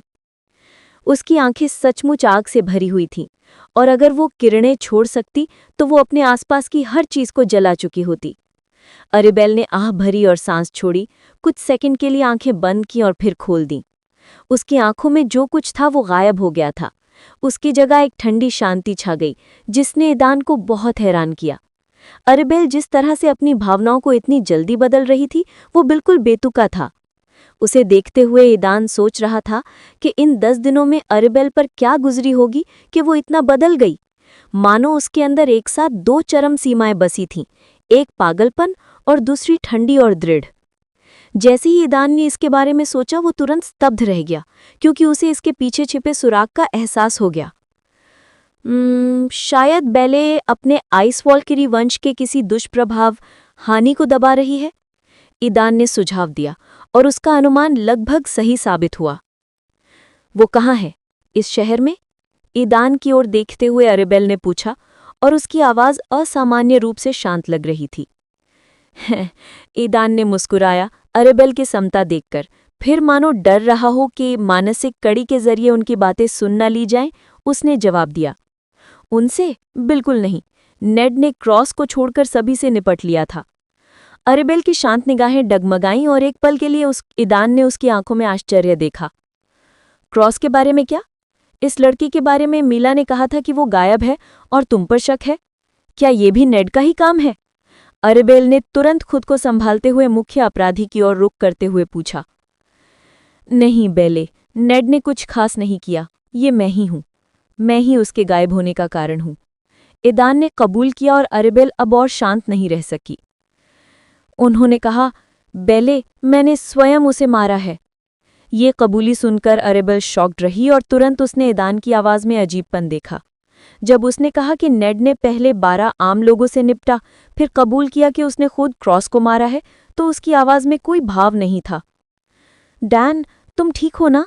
उसने पूछा और ठंडी अरेबेल पिघलती सी प्रतीत हुई। उसकी जगह वो थी जिसे ईदान सबसे अच्छी तरह से जानता था, साधारण, असहज अरेबेल। ये देखकर ईदान मुस्कुराया। मैं ठीक हूं बेले, मुझे बहुत अच्छा लग रहा है, उसने मुस्कुराते हुए कहा, और उसकी मुस्कुराहट देखकर अरेबेल को थोड़ी बेचैनी हुई। ये उसकी आम मुस्कुराहट नहीं थी। अपनी सामान्य गर्म और ईमानदार मुस्कुराहट के बजाय ईदान के चेहरे पर एक मुस्कुराहट आ गई जिससे अरेबेल को पहले से ही पागलपन का संकेत पता था। अरेबेल की चिंतित नज़र देखकर ईदान की मुस्कुराहट फीकी पड़ गई और उसने अपनी आंखें नीची कर लीं। फिर एक आह भरते हुए उसने फिर ऊपर देखा और उसका व्यवहार पहले जैसा हो गया। बेले, तुम चिंता मत करो, मैं ठीक हूं। क्रॉस की बात है तो चिंता मत करो, मैंने कोई निशान नहीं छोड़ा और मैं ठीक हो जाऊंगा। ईदान की बातें सुनकर अरेबेल को उसकी बातों से चिढ़ होने लगी।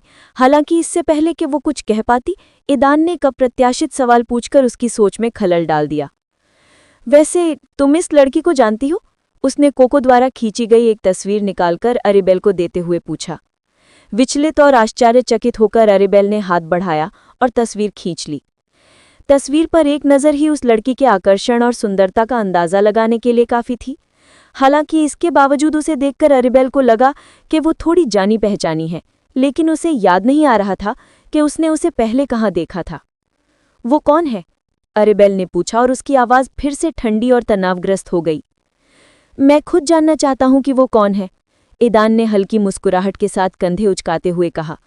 ये शब्द सुनकर अरेबेल की भौहें तन गई। उसने तुरंत अंदाज़ा लगा लिया कि तस्वीर कोको ने ली है, और जैसा कि वो जानती थी, कोको यूं ही तस्वीर नहीं ले सकती थी, क्योंकि वो हमेशा अपने काम के लिए कैंडी मांगती थी। पता चला कि ईदान ने खुद इस लड़की की तस्वीर लेने के लिए कहा होगा, लेकिन क्यों? शुरू में क्रॉस को मारने के बाद मेरी अपनी योजनाएं थी। जब मैंने इस लड़की को देखा तो सब कुछ बदल गया। अरेबेल को आश्चर्य हुआ। ईदान ने अपने विचार नहीं छिपाए और उसके बारे में जानकारी साझा करना शुरू कर दिया। अगर वो अकेली होती तो भी ठीक था, लेकिन वो तुम्हारे छोटे भाई अरेबेल के साथ थी, और मैंने जो देखा है उसके अनुसार तुम्हारे भाई अरसलान और इस लड़की के बीच का रिश्ता बहुत मुश्किल है, क्योंकि वो दोनों हाथों में हाथ डालकर चलते थे। ईदान के आखिरी शब्द सुनकर अरेबेल एक पल के लिए स्तब्ध रह गई। फिर उसका ध्यान वापस तस्वीर पर गया और उसे अपनी आंखों पर यकीन नहीं हो रहा था। क्या अरसलान आयरीन को धोखा दे रहा है? ये पहला विचार था जो अरेबेल के दिमाग में आया जब उसने फोटो में लड़की की छवि देखी। नहीं नहीं नहीं, अरेबेल ने बोलते हुए अपना सिर हिलाया। वो अपने भाई को बहुत अच्छी तरह से जानती थी और उसका भाई उस तरह का व्यक्ति नहीं था। यहाँ कुछ गड़बड़ है। मुझे यकीन नहीं हो रहा कि मेरा भाई आयरीन को धोखा दे सकता है। मैं उसे बहुत अच्छी तरह से जानती हूँ, अरेबेल ने आत्मविश्वास भरी आवाज में कहा और सीधे ईदान की आंखों में देखा। हम जल्द ही ताचिक आएंगे, ईदान ने मुस्कुराते हुए कहा। क्या आप कह रहे हैं कि ये लड़की आपको परिचित लग रही है?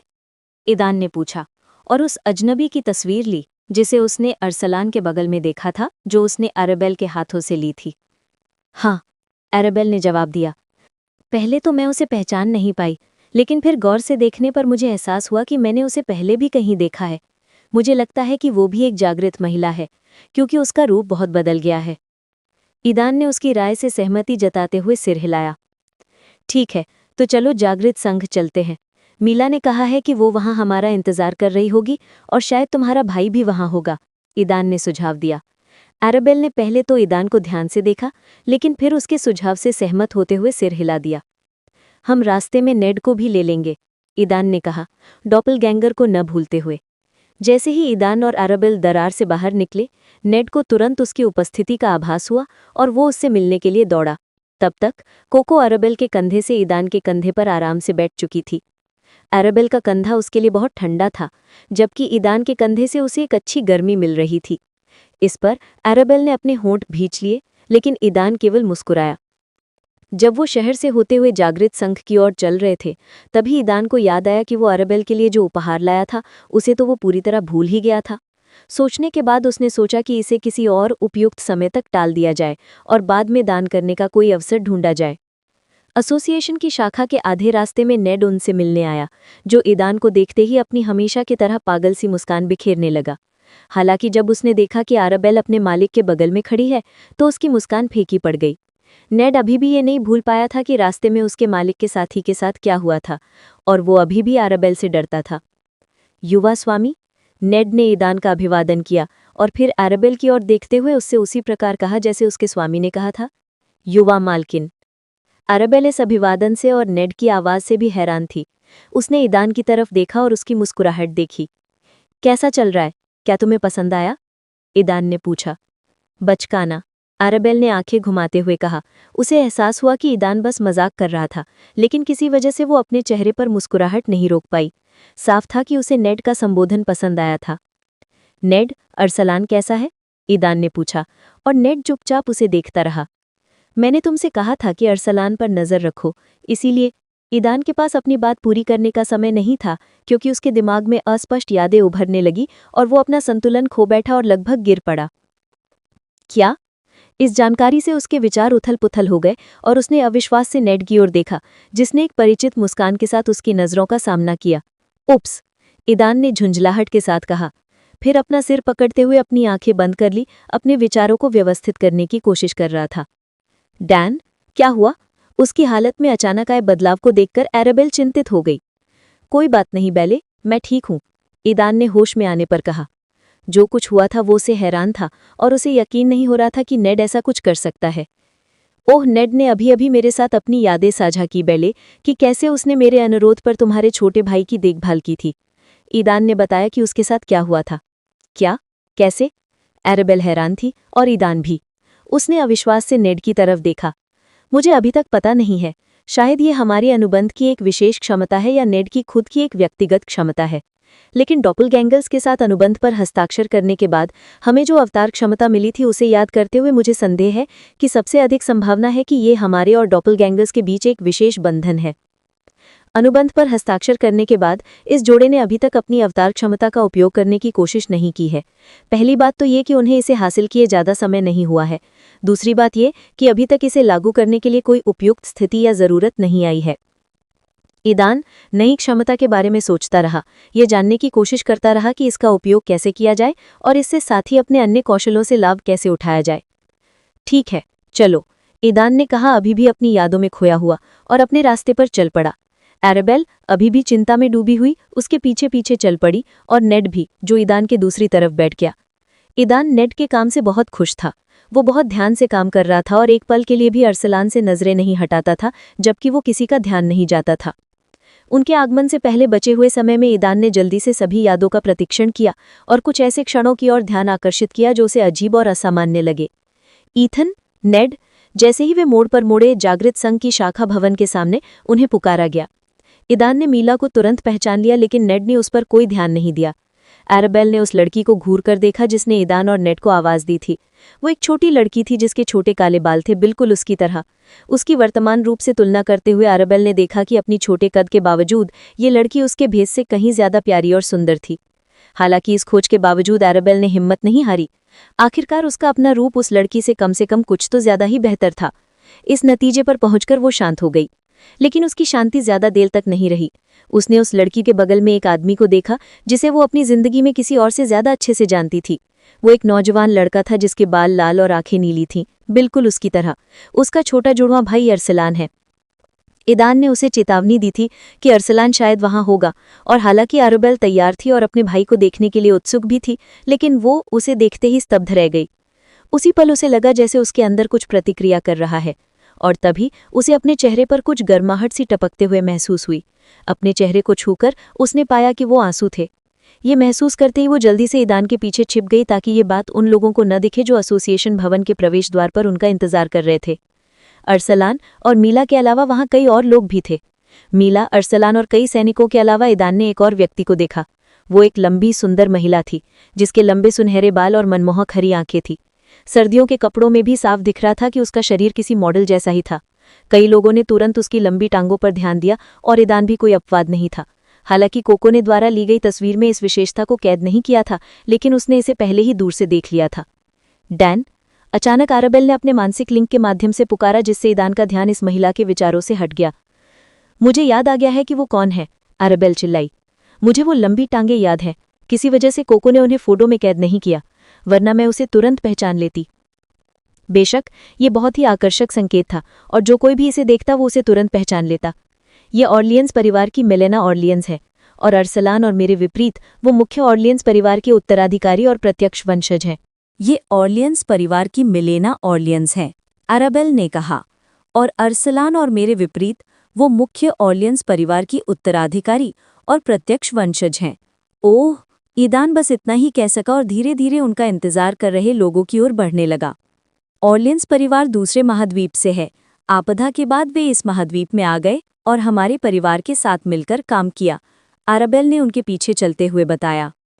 चलो इस पर बाद में चर्चा करते हैं, ईदान ने इमारत के पास आते हुए सुझाव दिया। स्थिति को समझते हुए एराबेल ने बुदबुदाया। लगभग 5 मीटर की भीड़ तक पहुंचने से पहले ईदान रुक गया और एक बार फिर दर्शकों के चारों ओर देखा। वहां मिला, अरसलान, सेना, एसोसिएशन के प्रतिनिधि, उनके कपड़ों से अंदाजा लगाया जा सकता था, और अनजान जागृत लोग भी थे जिनमें मिलेना ऑर्लियंस सबसे अलग दिख रही थी। ईदान की नज़र बाकियों से ज्यादा उस पर टिकी रही और एरेबेल ने उसे नज़रअंदाज नहीं किया। क्या उसके पैर सचमुच सुंदर हैं? एरेबेल ने मन ही मन पूछा। हाँ, उसके पैर बहुत सुंदर हैं। ईदान ने उसकी बात से सहमति जताते हुए सिर हिलाया और तुरंत ठिठक गया। बिना सोचे समझे वो एरेबेल के जाल में फंस गया और तुरंत ही पीछे से उसकी ओर एक शत्रुतापूर्ण नज़र पड़ने लगी। खुद को कोसते हुए ईदान ने उस समय के लिए एरेबेल को नज़रअंदाज करने का फैसला किया। मुझे नहीं पता था कि मैं इतना प्रसिद्ध हो गया हूँ। ईदान ने मुस्कुराते हुए दर्शकों की ओर देखा, युवा मास्टर एथिन गोल्डविंग की भूमिका में ढलते हुए। यहाँ तक कि डिफेंडर्स गिल्ड के नेता मॉर्गन परिवार के प्रसिद्ध अरसलान भी मेरा स्वागत करने आए। ये मेरे लिए बहुत सम्मान की बात है। पीछे खड़ी अराबेल की दाहिनी आंख ईदान की बातें सुनते हुए फड़क रही थी। दूसरी तरफ आसपास के सभी लोग भी ईदान की तारीफ कर रहे थे और सच कहूं तो यहाँ ज्यादातर लड़कों को पहली नज़र में वो पसंद नहीं आया। औरतों की बात करें तो वो उसके खूबसूरत रूप को लेकर उत्सुक थीं। उसके विपरीत उसकी दोनों सहेलियों ने दूसरों में वैसी दिलचस्पी नहीं जगाई। महिलाओं ने नेड को देखा और उसके असामान्य रूप को देखकर तुरंत उसमें रुचि खो दी, और लड़कों ने एरेबेल का भेष देखकर भी रुचि खो दी, क्योंकि वो ज्यादा सुंदर नहीं थी। उसकी तुलना में मिला ज्यादा आकर्षक लग रही थी। यहाँ कोई गलती मत करना नौजवान, एसोसिएशन के प्रतिनिधि ने कहा। क्या तुम्हें पता है कि तुम्हें यहाँ क्यों बुलाया गया है? अच्छा, मुझे छोटी मिल्ला से पता चला कि तुम मुझे ढूंढ रही थी, ईदान ने मिल्ला की तरफ देखते हुए कहा। उसकी बातों से हैरान होकर उसने अपना सिर नीचे कर लिया। जाहिर है शर्मिंदा था। थोड़ी देर रुकने के बाद ईदान ने आगे कहा, और तुमने इतनी जोर से ढूंढा कि ना तो मैं मिला और ना ही मेरा अधीनस्थ। इससे मुझे आश्चर्य होता है। क्या तुमने सचमुच कोशिश की है? ये कहते हुए ईदान ने वहां मौजूद लोगों पर नजरें गड़ाए रखीं। उनकी प्रतिक्रिया जानने की कोशिश कर रहा था। वो जानबूझकर थोड़ा अहंकारी था, हमेशा समझदारी से पेश नहीं आता था, लेकिन उसने कोशिश की कि हद से ज्यादा न बढ़े। ईदान ने तुरंत ही कई जागृत लोगों के चेहरों पर निराशा देखी। वे उसे नीची नजरों से देखते रहे, ये नहीं जानते थे कि वो कौन है। हालांकि अरसलान, मिलेना और 2 अन्य जागृत लोग और सेना भी बेफिक्र रहे। क्या क्रॉस वास्तव में इतना महत्वपूर्ण था कि उसके गायब होने की वजह से इतने सारे लोग इस मामले में शामिल थे? ईदान ने खुद से पूछा। फिर रहस्यमयी न्यू पीपल गिल्ड के क्रॉस के संबंध और रहस्यमयी अस्तित्व को याद करते हुए ईदान को चिंता हुई कि शायद उनसे जुड़ा कोई व्यक्ति क्रॉस को ढूंढ रहा हो। ऐसा लगता है कि इन रहस्यमयी शक्तियों का प्रभाव अधिक है क्योंकि वे इतने सारे लोगों को आकर्षित करने में सक्षम थी, उसने सोचा। बस अरसलान की दृढ़ आवाज सुनाई दी और जो भी ईदान के उकसावे का जवाब देना चाहता था वो स्तब्ध रह गया। अरसलान ने ईदान पर नजरें गड़ा दी और ये साफ दिखाई दे रहा था कि ईदान की बातें उसे ज्यादा बुरी तो नहीं लगे, लेकिन उसे पसंद भी नहीं आई। अरसलान की आंखों में सीधा देखते हुए ईदान ने उसकी नजरों में अजीबपन देखा। चलो अंदर बात करते हैं, अरसलान ने ईदान पर आखिरी नजर डालते हुए कहा और मुड़कर इमारत में दाखिल हो गया। सभी जागृत लोग और एसोसिएशन के कर्मचारी उसके पीछे चल दिए। मिल्ला ने भी ईदान और नेड की हो देखा और अरसलान के पीछे चल दी। ईदान ने कंधे उचकाए और बिना किसी हिचकिचाहट के सबके पीछे चल दिया। सेना ईदान के समूह के पीछे लग गई। और भविष्य की बहनोई भी अच्छा है, ईदान ने मन ही मन कहा, और ये सुनकर एरेबेल शर्मिंदा हो गया। इस समय तक एरेबेल थोड़ी ठीक हो गई थी, लेकिन अपने भाई से बात करने की उसकी इच्छा अभी भी कम नहीं हुई थी, बल्कि और बढ़ गई थी, और वो उसे ये बताने के लिए उत्सुक थी कि वो जिंदा है और वापस आ गई है। ईदान के पीछे चलते हुए एरेबेल ने इस बारे में सोचा। जब से उन्होंने एक दूसरे को नहीं देखा था, उसका छोटा भाई कितना बदल गया था। ये साफ दिखाई दे रहा था कि बहुत से लोग अरसलान का सम्मान करते थे और उसके एक शब्द ने सबको चुप करा दिया। सभी को एक विशाल कमरे में आमंत्रित किया गया, जहां बैठक के लिए एक गोल मेज रखी गई थी। प्रतिभागियों को कई समूहों में बांट दिया गया था। सेना, कर्मचारी और संघ के प्रतिनिधि अलग अलग इकट्ठा हुए, जबकि जागृत लोग 4 समूहों में बटे थे। ईदान को तुरंत एहसास हुआ कि चारों संघों के नेता और उनके सदस्य यहाँ इकट्ठे थे। अरसलान में अपने स्वयं के डिफेंडर्स गिल्ड का प्रतिनिधित्व किया। ईदान और अरेबेल को ये जानकर आश्चर्य हुआ कि मिलेना ऑर्लियंस अन्य गिल्ड अनटचेबल्स की नेता निकली। बाकी 2 नेता विंग्स ऑफ फ्रीडम और रेड सेल्स युवा थे। विंग्स ऑफ फ्रीडम का नेता अपने सुनहरे बालों के कारण अलग ही नजर आता था, जो ध्यान आकर्षित करते थे, और रेड सेल्स के नेता के बाल छोटे काले थे और उसने खोपड़ी के निचले हिस्से की आकृति वाला लाल रुमाल पहना हुआ था। सभी समूहों के नेता मेज के चारों ओर अपनी जगह पर बैठ गए, जबकि बाकी लोग अपने नेताओं के पीछे बैठ गए। ईदान के समूह में एरेबेल ने ईदान को धक्का देकर बैठे रहने के लिए कहा और वो और नेड उसके ठीक पीछे बैठ गए। ईदान अभी भी युवा मास्टर की भूमिका में ढलने की कोशिश कर रहा था, प्रभावशाली ढंग से बैठ गया और यहाँ तक कि अपनी टांगें मेज पर क्रॉस करके रख ली। वहां मौजूद किसी को भी ये पसंद नहीं आया, लेकिन ना जाने क्यों उनकी प्रतिक्रियाओं को देखकर ईदान को अजीब तरह की संतुष्टि महसूस हुई। ऐसा लग रहा था मानो उसकी हर हरकत, जो सामान्य से हटकर थी, उसे कोई अनोखा आनंद दे रही थी। बातचीत की शुरुआत जागृत एसोसिएशन के एक प्रतिनिधि के भाषण से हुई, जिन्होंने सेना की तरह मध्यस्थ की भूमिका निभाई। सबसे पहले एसोसिएशन का एक प्रतिनिधि और वहां मौजूद सभी लोगों का एक प्रतिनिधि। जैसा कि ईदान ने अनुमान लगाया था, वो सही था। शहर में मौजूद 5 में से 4 गिल्डों के नेता और सदस्य यहाँ इकट्ठे थे। चूंकि क्वींस गिल्ड का नेता शहर से बाहर था, इसलिए उसके सदस्यों ने इस घटना में दखल ना देने का फैसला किया। शुरू से ही वे अरसलान और उसके डिफेंडर्स गिल्ड का समर्थन करने के लिए यहाँ थे, इसलिए उन्होंने अरसलान को स्थिति से अकेले ही निपटने के लिए छोड़ दिया। दूसरी ओर श्रीमान एथिन गोल्डविंग, आप गोल्डन रैंक के एक प्राकृतिक जागृत व्यक्ति हैं। आप किसी भी गिल्ड के सदस्य नहीं हैं और वर्तमान में किसी भी शक्ति का प्रतिनिधित्व नहीं करते हैं। क्या मैं सही हूँ? एसोसिएशन के प्रतिनिधि ने एथिन गोल्डविंग के बारे में उपलब्ध सभी जानकारी का ध्यानपूर्वक अध्ययन करने के बाद पूछा। सामान्य रूप से आप सही हैं, एक बात को छोड़कर, ईदान ने उत्तर दिया। और वास्तव में कौन सी? एसोसिएशन के प्रतिनिधि ने और सटीक जानकारी प्राप्त करने की इच्छा से पूछा। ये जानकारी कि मैं किसी शक्ति का प्रतिनिधित्व नहीं करता हूँ गलत है। मैं मुस्कुराते हुए दर्शकों की ओर देखते हुए शांति से कहा, जैसा कि आप देख सकते हैं मैं अकेला नहीं हूँ, मेरे पहले से ही कई वफादार सुभाधीनस्थ हैं। फिलहाल इन चारों की तरह मेरा कोई रजिस्टर्ड गिल्ड नहीं है, लेकिन मैंने एक बनाने की प्रक्रिया शुरू कर दी है। बस कुछ ही समय की बात है कि मैं अपना गिल्ड रजिस्टर करा लूँ और उसका नेता बन जाऊँ।